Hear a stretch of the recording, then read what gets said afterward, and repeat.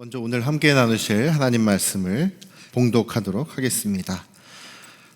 오늘 본문은 굉장히 깁니다. 사사기 13장 25절부터 14장 1절부터 15장 8절까지 내용인데요.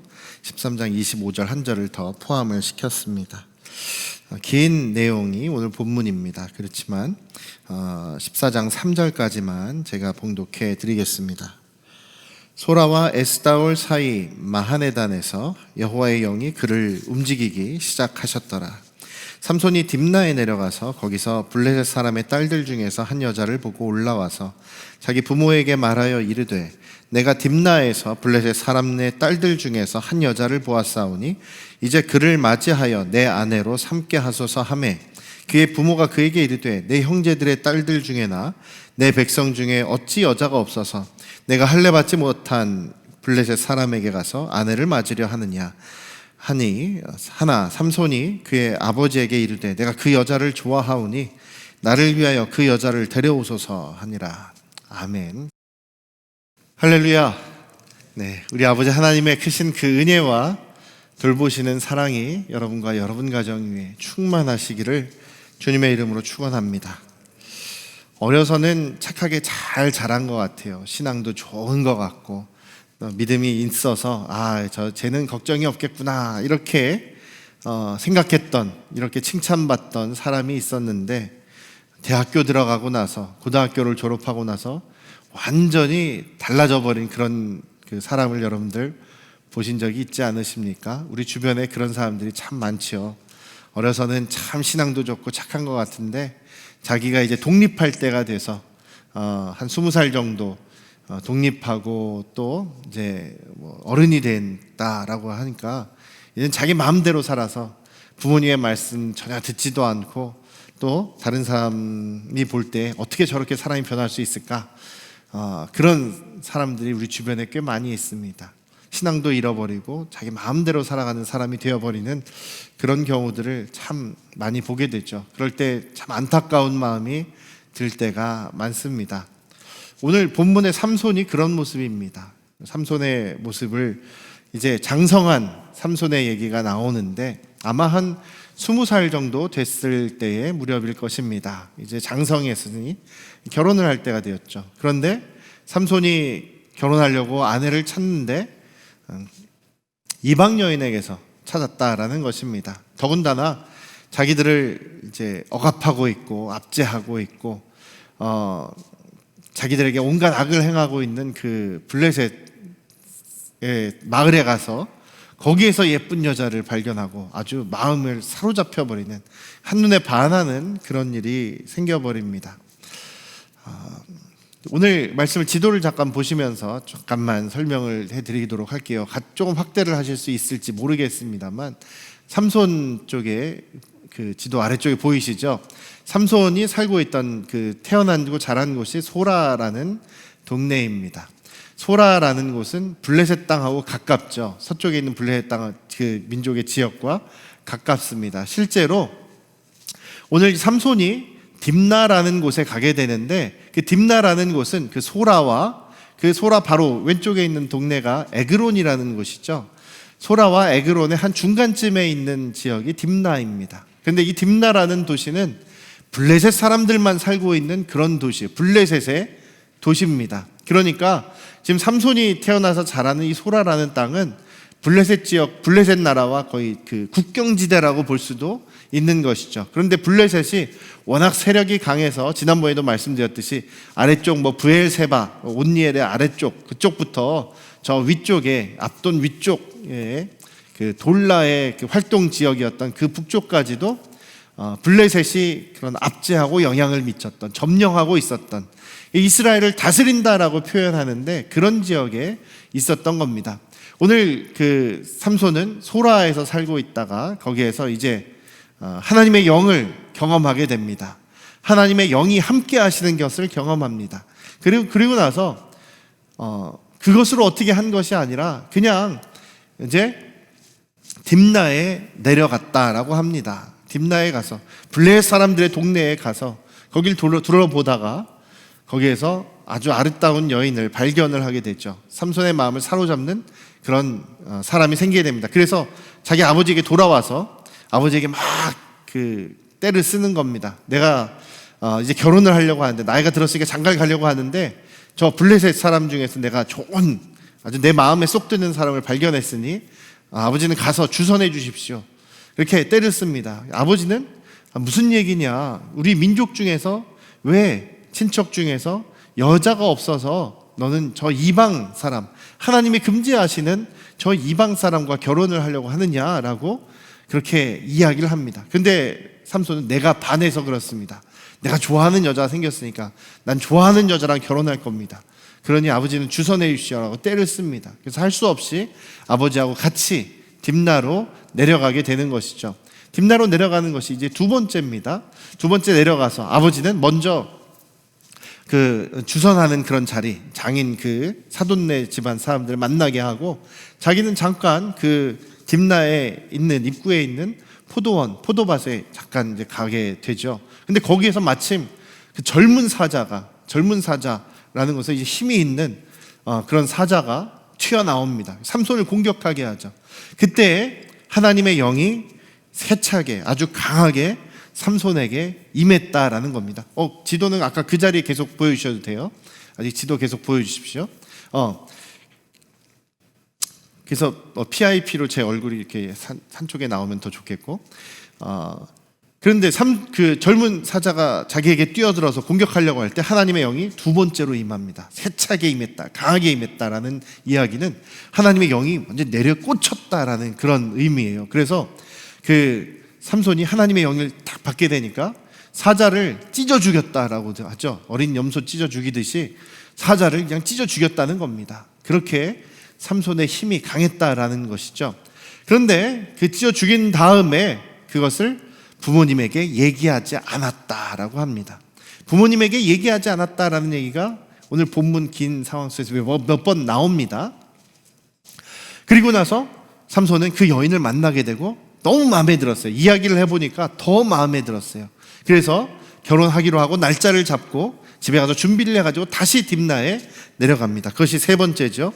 내려가면서 잠깐 이제 또 그 가족을 잠깐 벗어나서 자기가 죽였던 그 사자가 어떻게 됐나 하고선 궁금해서 가봤더니 그 사자 죽은 시체가 그대로 놓여 있는데 거기에 꿀벌들이 막 모여가지고 거기에다 집을 짓고 거기에서 벌꿀이 막 이렇게 생겨났다라는 겁니다. 그래서 신기해서 맛을 봤겠죠. 너무 달고 맛있으니까 손으로 빡 퍼가지고 그것을 입으로 먹으면서 아버지에게로 다시 돌아왔다는 거예요. 그러면서 자기 아버지 어머니에게도 부모에게도 그 꿀을 먹어보라고 하고 아주 부모님들도 맛있게 먹었다는 거죠. 그런데 이 꿀이 죽은 사자에게서 나온 것이다라고는 절대로 얘기하지 못했다라는 겁니다. 왜냐하면 죽은 시체를 가까이 하는 것은 부정한 것이죠. 죽은 시체에게 손 닿는 것만 해도 유대인들에게 있어서 아주 부정한 것이 되는 겁니다. 부정하면 어떻게 되느냐? 지금 하던 일을 다 멈추고 돌아가서 다 깨끗이 씻어야 되는 거, 목욕해야 되고 깨끗하게 정결 의식을 해야 되고 하나님 앞에서 이제 다시 깨끗하게 됐습니다라고 하루 정도 지나야 되는 그런 상황이 되는 거예요. 그러니까 얘기하지 않았습니다. 더군다나 나실이는 죽은 시체와 가까이 하면 안 되는 그런 나실인의 법도 있는 것이죠. 삼손이 그것을 모를 리가 없었을 겁니다. 그러니까 아예 부모님에게 얘기를 안 한 것이죠. 어쨌든 결혼하는 날이 됐습니다. 같이 결혼을 합니다. 결혼식, 고대 사회, 특히 유대 사회도 그렇지만 옛날 고대 사회는 결혼식을 오늘날 우리처럼 주례 선생님이 있고 목사님이 신랑 신부 결혼하겠습니다 이런 식을 거행하는 것이 아니라 보통 한 7일 정도, 일주일 정도를 그렇게 잔치를 하는 거예요. 계속 잔치를 하면서 사람들 손님을 계속 받기도 하고 거기서 춤을 추기도 하고 잔치와 축제를 벌이기도 하면서 일주일 동안 그렇게 신부의 집에서 보내는 겁니다. 그런 그 결혼식을 하게 되는데 그 지역 딥나에 있는 그 지역 사람들이 아마 지역 지도자들이겠죠. 삼손을 보고 굉장히 두려웠는지, 그리고 또 이방 사람이 우리가 깔보고 있는, 우리가 다스리고 있는, 점령하고 있는 이스라엘 사람하고 블레셋 사람하고 결혼한다는 것이 그 사람들도 이상하게 생각했는지, 삼손의 그 결혼식의 주인공이 삼손인데, 신랑인데, 신랑 옆에다가 그 딥나에 있는 청년들 30명을 같이 배석을 시킵니다. 함께 거기에 참여하게 합니다. 이것이 아주 이상한 상황이 되어버렸죠. 삼손이 너무나 기분이 나빠버립니다.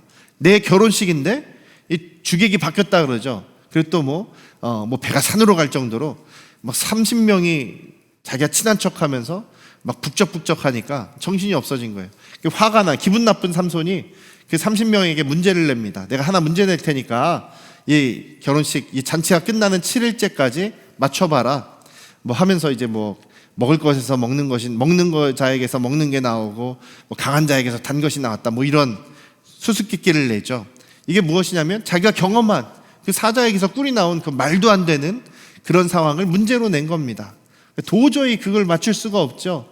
결혼 잔치하는 3일 동안도 맞출 수가 없으니까 4일째 되는 날 이 청년들이 그 삼손의 아내를 협박하기 시작합니다. 뭐 꼬이 좀 그 회유하기도 하고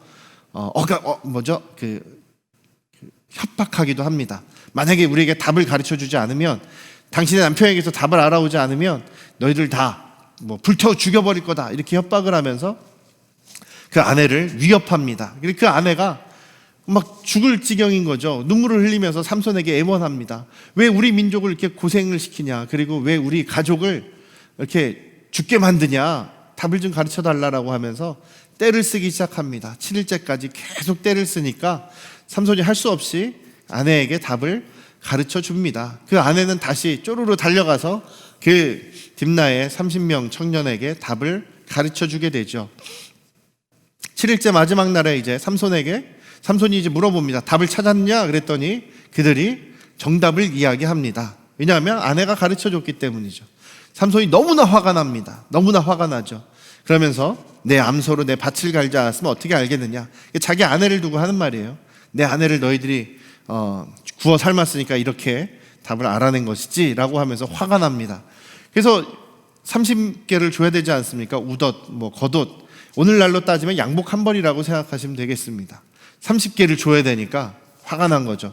그래서 지도에 보시면 저 블레셋 그 바닷가 쪽에 보면 글론이라는 두 글자밖에 안 보이네요. 아스글론에까지 거기까지 내려가요.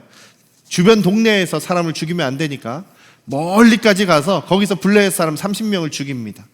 30명을 쳐 죽이고 그들에게서 옷을 빼앗아 와서 그리고 그 딥나로 다시 와서 30명에 나눠줍니다. 그리고선 화를 내면서 자기 집으로 돌아갑니다.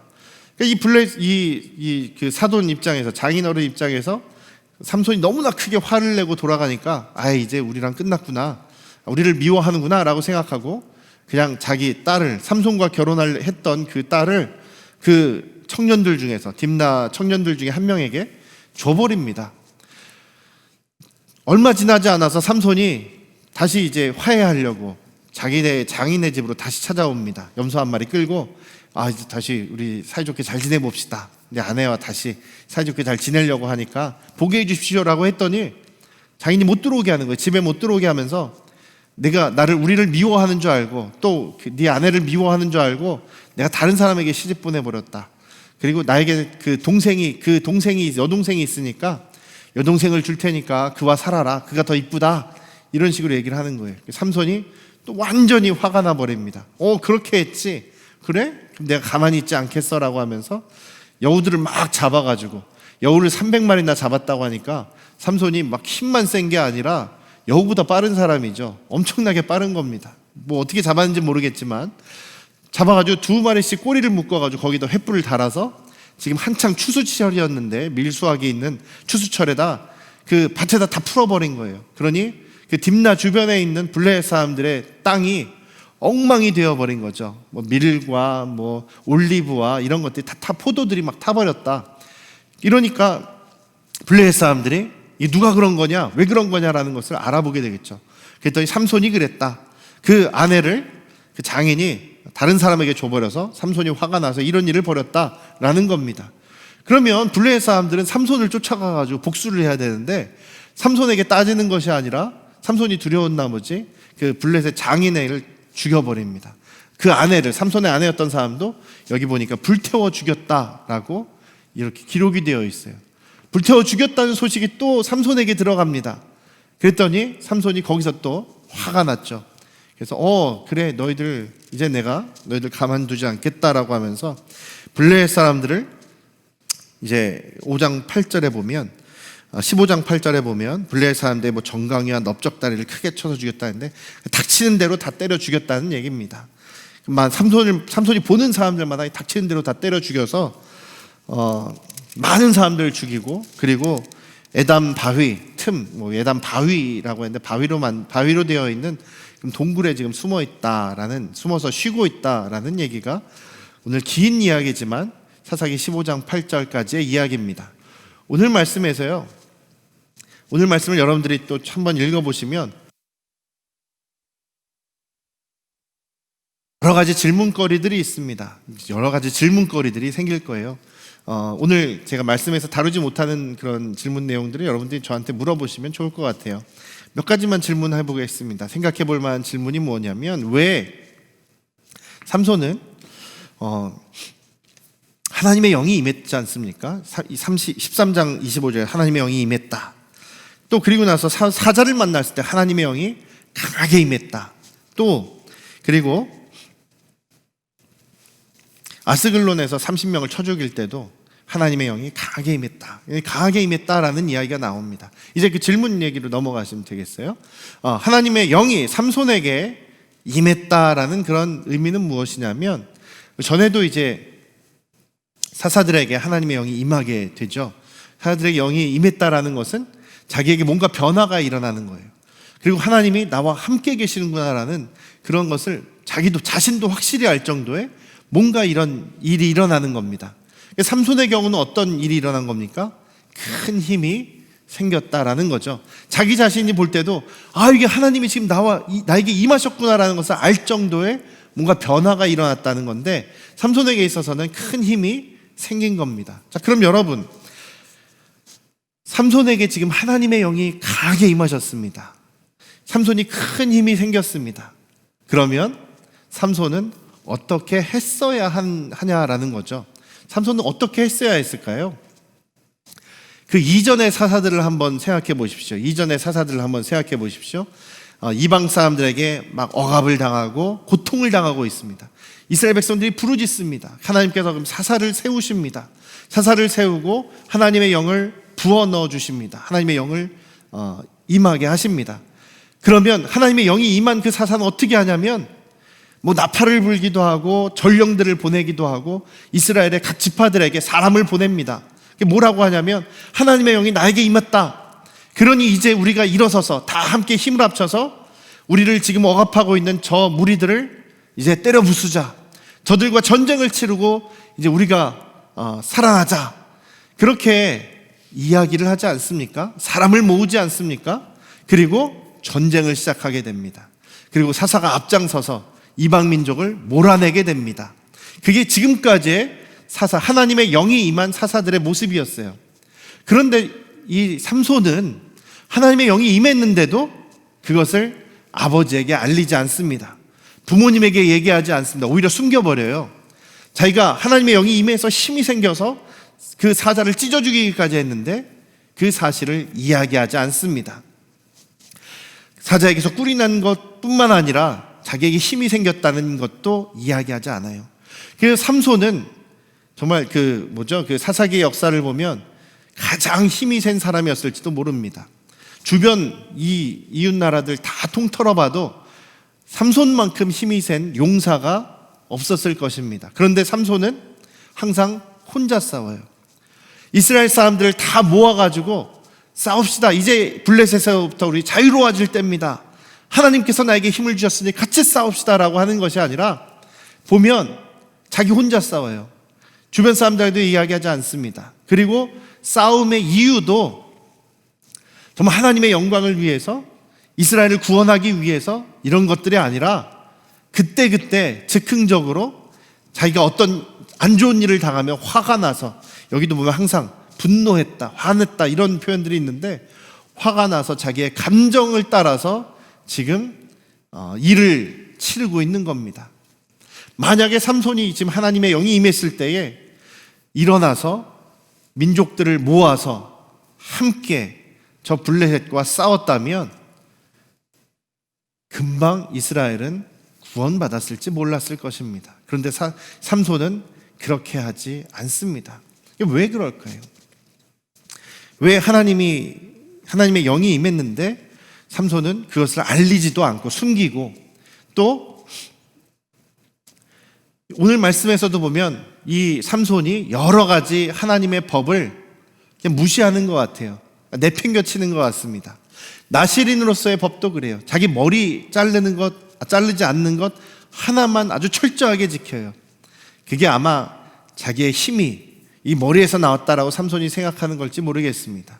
하나님의 영이 내가 머리를 자르면 하나님의 영이 이제 떠나갈 거라고 생각해서 그랬는지 모르겠습니다만, 그 머리에 대한 거는 철저하게 지키는데 나머지의 것들은 무시하는 거죠.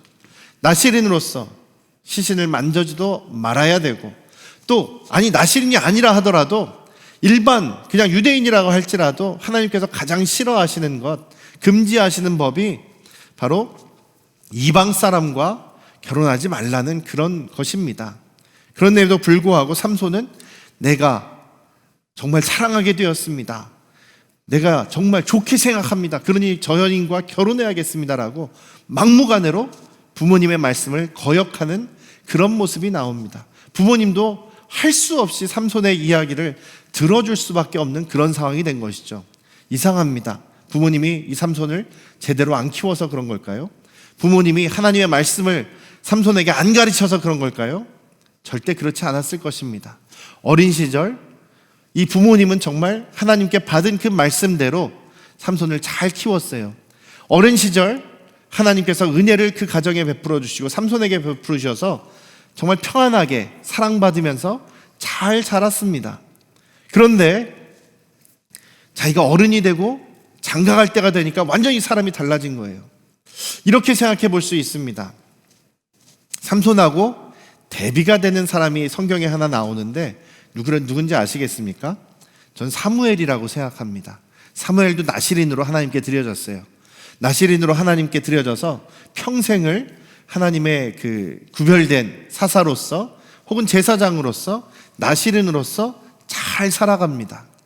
사무엘 같은 경우는 아예 태어나고 나서 얼마 안 있다가 제사장 집에 가서 제사장과 함께 살아가면서 늘 어려서부터 하나님을 섬기고 철저하게 하나님의 음성을 들으면서 살았던 것에 익숙했던 사람이었습니다. 그래서 사무엘은 정말 하나님의 말씀에서 떠나지 않는 그런 좋은 본보기가 되는 사람이었다고 한다면, 삼손은 그냥 일반 가정에서 살았어요.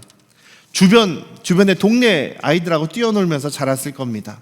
그리고 그 당시에는 블레셋 문화가 아주 이스라엘을 확 사로잡고 있었을 때죠.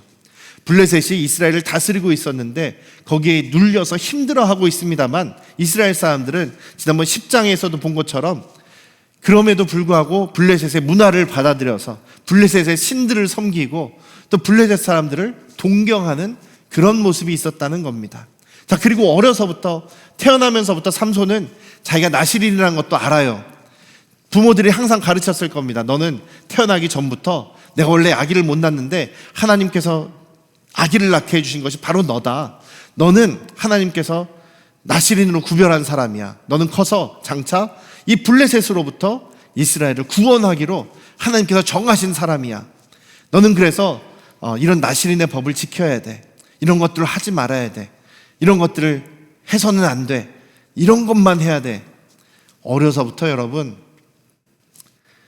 부모님이 여러분들을 계속 이렇게 가르치는데 삼손은 하고 싶은 일이 얼마나 많았겠습니까? 혈기왕성한 이 삼손이 주변 사람들은 이런 것도 하고 저런 것도 하는데 왜 나는 못할까?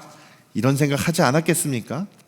어려서부터 그런 부모님에 대한 얘기를 어릴 때야 그런가 보다 하고 그냥 받아들이고 순종했을지 모르겠는데, 점점 자라면서 이제 머리가 커지면서 삼손이 그걸 숨막히는 부담감으로 느꼈을 것입니다.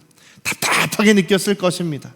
부모님이 이건 하면 안 된다, 이건 하면 안 된다, 이걸 해야 된다라고 하는 그 부모님의 가르침이 언젠가부터 잔소리로 들리는 거예요. 여러분들도 그렇지 않습니까?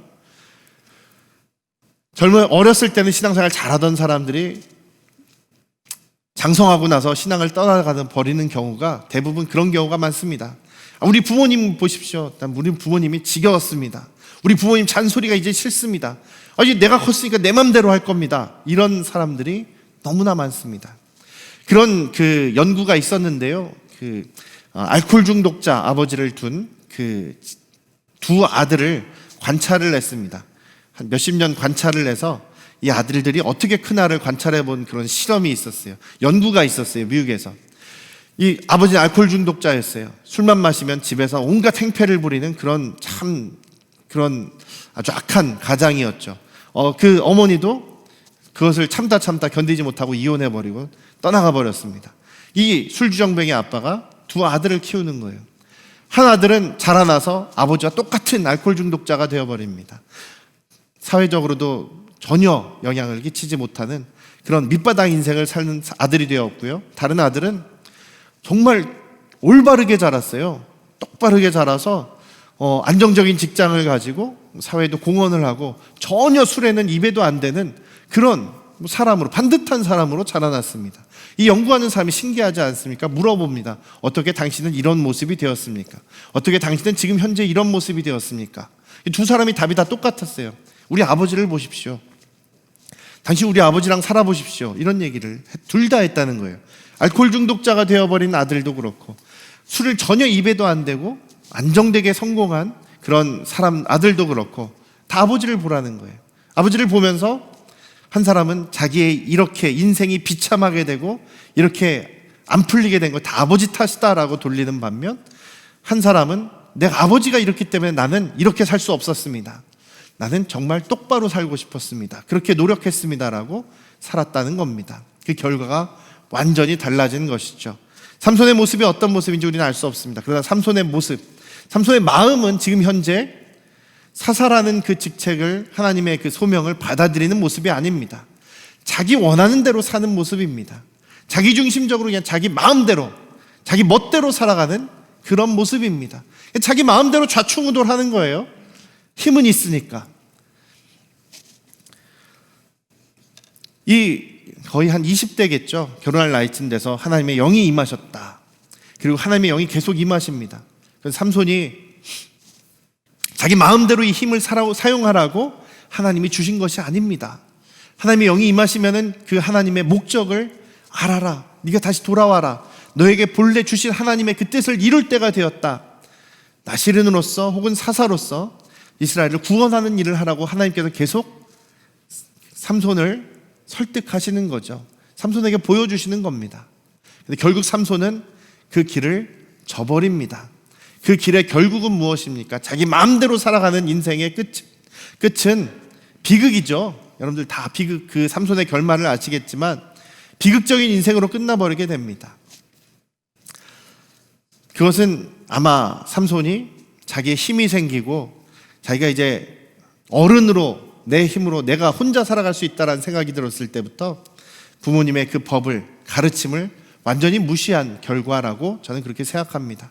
부모님은 열심히 정말 섬겼지만, 열심히 자녀들을 키우려고 했지만 성공하지 못하는 경우가 세상에 참 많습니다. 그럴 때는 부모님의 탓이라고 돌리기보다는 오히려 삼손의 선택 때문에, 자기 자신이 책임을 져버린 그 삼손의 선택 때문에 이렇게 마지막까지 비참한 인생을 살 수밖에 없게 되었던 것이죠. 결혼할 때 왜 청년들 30명을 이렇게 같이 붙였을까요? 그 나라에, 동네에서. 아까도 잠깐 말씀드렸듯이 삼손이라는 사람은 굉장히 건장한 사람입니다. 큰 사람이죠. 더군다나 어려서부터 머리를 깎지 않았으니까 머리가 아주 치렁치렁하게 긴 사람입니다. 이런 사람이 그 당시에 별로 없었겠죠. 다 눈에 띄는, 어딜 가도 눈에 띄는 사람이었습니다. 그런 사람이 블레셋에 내려가서 딥나에서 사람을 찾는다 그러고 또 결혼한다고 하니까 오히려 이 블레셋 사람들이 굉장히 두려웠을지 모르겠어요. 삼손에 대해서 뒷조사를 했겠죠. 저 사람이 누구냐라고 했더니 다 알게 됐을 겁니다. 저건 하나님이 선택한 사람이다. 하나님이 그 이스라엘의 신이 구별한 나시린이다. 다 알 거 아닙니까? 그래서 저 사람은 우리에게 어떤 해를 끼칠지 모른다라고 해서 경계하고 있는 것이죠. 아니면 반대로 저 이스라엘 우리가 정말 발톱에 때만도 못한 그런 민족이라고 생각하는 것들이 우리 민족하고 결혼을 하려고 그래? 우리와 함께 살려고 그래? 에이, 말도 안 되지라고 하면서 무시하는 그런 모습일 수도 있습니다. 어쨌든 이 모습이 삼손을 기분 나쁘게 해서 결국 이런 비극적인 결과가 있게 된 것이죠. 어쨌든 삼손은 자기 원하는 대로 멋대로 사람들을 죽입니다. 블레셋을 죽입니다. 그런데 여기서 우리가 볼 수 있는 것이 무엇이냐면 삼손은 자기 멋대로 싸우고 죽입니다. 그렇지만 그 삼손의 개인적인 자기가 하고 싶은 대로 하는 그 일 가운데에서도 하나님께서 원래 계획하신 하나님께서 하실 일들을 묵묵하게 해나가시는 것을 또 보게 됩니다. 삼손의 행동과 하나님의 그 관계, 하나님의 뜻과 어떤 관계가 있느냐? 삼손은 자기 멋대로 지금 행동을 하고 있습니다. 자기 멋대로 사람을 죽이고 있습니다.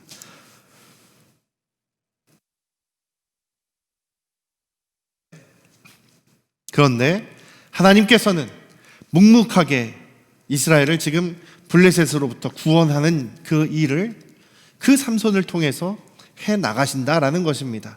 우리는 이제 삼손이 굉장히 힘이 세고 블레셋 사람들 많이 죽이고 하니까 와, 삼손은 위대한 용사다.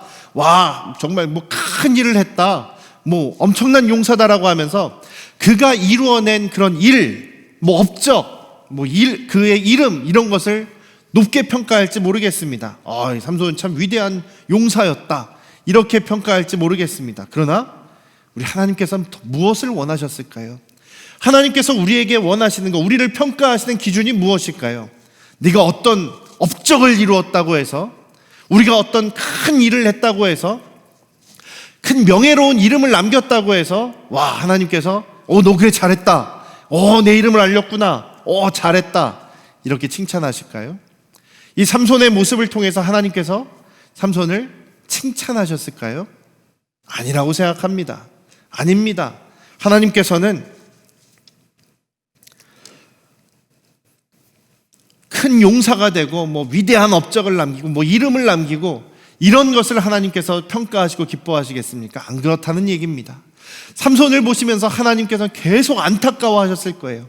그래서 하나님께서 삼손에게 강하게 임하셨다라는 것을 지금 기록하는 것은 무엇이냐면 내가 너와 함께 있다. 그렇지만 너는 내가 너를 부른 그 목적, 아버지에게서 들었던 또 네가 직접 경험했던 그 하나님을 알고 하나님이 원하시는 그 목적으로 돌아오기를 바라셨던 것들이 하나님께서 기뻐하시는 목적이라는 것입니다. 사람의 사이에서 이름을 내는 것, 뭐 업적을 남기는 것, 하나님 앞에 중요한 것이 아닙니다. 사무엘이 뭐라고 합니까? 사울을 야단치면서 하는 얘기가 있었죠. 순종이 제사보다 낫습니다. 하나님께서 기뻐하시는 것이 무엇이냐면 순종하는 겁니다. 제사하는 거요, 하나님 예배하는 거요, 하나님을 위해서 앞장서 싸우는 거요, 그보다 더 중요한 것이 하나님께 순종하는 겁니다. 예수님께서 말씀하시죠. 마지막 날 심판의 날에 양과 염소를 나눴는데 염소들이 그런 얘기를 했다는 거죠. 주여 주여, 내가 주님의 이름으로 선지자 노릇도 하고 병도 고치고 이런저런 일을 했습니다. 예수님께서 말씀하시기를 이 불법을 행한 자들아, 내가 너희를 도무지 모른다라고 쫓아내는 그런 말씀을 하시지 않습니까? 무슨 일을 했다라는 것이 중요한 것이 아닙니다. 우리가 매일매일의 일상의 삶 속에서 우리 하나님이 기뻐하시는 삶을 살아가고 내가 예수 그리스도께서 나를 위해 십자가에 죽으시고 부활하셔서 나를 부르셔서 구원하시고 하나님의 자녀가 되게 하시고 교회가 되게 하시고 하나님 나라의 백성이 되게 하시고 예수 그리스도께서 나와 함께 하시는 그 삶을 이 삶에서, 이 우리의 인생에서 매일매일 살아가면서 주님과 함께 살아가는 것을 우리 주님께서는 원하신다라는 것입니다. 우리가 분명히 알아야 될 것이 두 가지가 있습니다. 삼손의 경우처럼 부모님의 가르침이나 자기에게 주어진 이 일들이 너무 무거워서 혹은 잔소리처럼 느껴져서 아마 그런 나중에 핑계를 댈지 모르겠습니다. 내 부모님 때문에 답답해서 내가 이 일을 하지 않았습니다. 사사일을 하지 않았습니다. 내 맘대로 살았습니다. 핑계 될지 모르겠습니다. 그건 정말로 핑계라는 것입니다. 우리 각 사람들에게는 우리 각 사람의 선택에 책임이 있다라는 것입니다. 여러분들 인생을 어떻게 사시겠습니까? 과거에 우리 부모님들 때문에 내가 이렇게 살 수밖에 없었어. 내가 과거에 이런 일을 겪었기 때문에 이렇게 살 수밖에 없었다. 핑계를 대면서 살아가시겠습니까? 아니면 지금은 내가 이 상황이 좋지 않지만, 내가 지금까지 자라온 환경이 좋지 않지만, 지금까지 내가 배운 것이 적어서 내가 남들보다 앞장서 나갈 수는 없지만, 그럼에도 불구하고 나는 오늘 하루를 하나님 말씀대로 나를 부르신 목적을 붙잡고 하루하루 살겠습니다. 나는 나에게 주어진 이 오늘 하루를 정말 주님 더 닮아가기 위해서, 주님이 기뻐하시는 일을 위해서 살겠습니다. 라는 모습으로 우리가 살아가야 되지 않겠느냐라는 것입니다. 사랑하는 우리 안양 성도교 가족 여러분, 우리가 인생의 핑계를 대면서 이 자리에 지금 현재의 모습에 머무르지 않으시기를 주님의 이름으로 축원합니다. 지금 현재는요, 우리가 돌아서고 나면 과거가 됩니다. 지금 우리의 현재를 살아가고 있지만 현재는 돌아서면 바로 과거, 우리의 역사, 이야기가 되어버리고 맙니다. 그럼 우리의 미래는 뭡니까? 내가 지금 현재를 어떻게 살아가느냐가 결정하는 앞으로의 모습인 것이죠. 바로 눈앞에, 바로 미래이기도 하지만 그 미래는 바로 현재가 됩니다. 사랑하는 우리 안양 성도교 가족 여러분, 지금 현재 나의 모습이 어떤 상황일지는 모르겠습니다만 우리가 핑계할 수 없습니다. 내 현재의 모습의 책임은 내가 지고 있습니다. 우리 하나님께서 기뻐하시는 그 믿음의 삶을 최선을 다해서 주님과 함께 동행하는 그 믿음의 삶을 살아갈 수 있기를 주님의 이름으로 축원합니다. 또 우리 하나님께서 원하시는 거는요, 아까도 말씀드렸듯이 내가 무슨 엄청나게 위대한 업적을, 큰 일을 남기는 것, 이름을 남기는 것, 명예를 남기는 것, 사람들에게 존경을 받는 것, 그것이 아니다라고 말씀을 드렸죠. 나를 하나님과 얼마나 깊은 관계에 있느냐, 하나님을 얼마나 알아가느냐, 우리 예수님을 얼마나 닮아가느냐, 주님의 말씀에 얼마나 순종하느냐가 하나님께서 우리를 평가하시는 기준이다라는 사실을 우리 잊지 않으시면서 오늘 하루를, 우리에게 주어진 오늘 하루, 물론 영원한 시간 안에서의 찰나 같은 시간입니다. 그러나 오늘 하루도 우리 주님과 함께 동행하며 주님의 그 말씀을 순종하며 주님 닮아가시는 복된 칭찬받는 이 현재의 시간이 되시기를, 그렇게 살아가시기를 주님의 이름으로 축원합니다. 기도하겠습니다. 아버지 하나님, 삼손은 정말 하나님의 영이 강하게 임하시고 큰 힘을 주셨음에도 불구하고 그것을 자신의 목적, 하나님께서 부르신 그 목적을 따라 사는 것이 아니라 자기 마음대로, 자기 원하는 대로 그렇게 힘을 사용하며 인생을 허비하는 것을 보게 됩니다. 여러 가지 이유를 자기가 되겠지만 결국 자기의 인생은 자기의 책임에, 자기가 결정한 일에 따라 이 비참한 결과를 맞게 되는 것을 보게 됩니다. 그와 동시에 그럼에도 불구하고 그렇게 멋대로 살아가는 사람을 통해서도 이스라엘을 구원하시고자 하는 하나님의 일을 이루어 가시는 또 하나님을 보게 됩니다. 신실하신 하나님, 하나님께서 약속하시고 말씀하신 것을 이루시는 하나님을 보게 됩니다.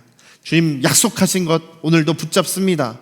우리의 상황에 핑계하지 않으며 예수님께서 다시 오신다고 약속하셨고 지금 우리가 주님과 함께 살아간다고 하시는 그 주님의 말씀을 우리가 붙잡고 오늘 하루도 주님이 기뻐하시는 믿음의 삶, 순종의 삶, 주님을 닮아가는 삶을 살아가는 우리 안양 성도교회 가족들이 되게 하여 주시옵소서.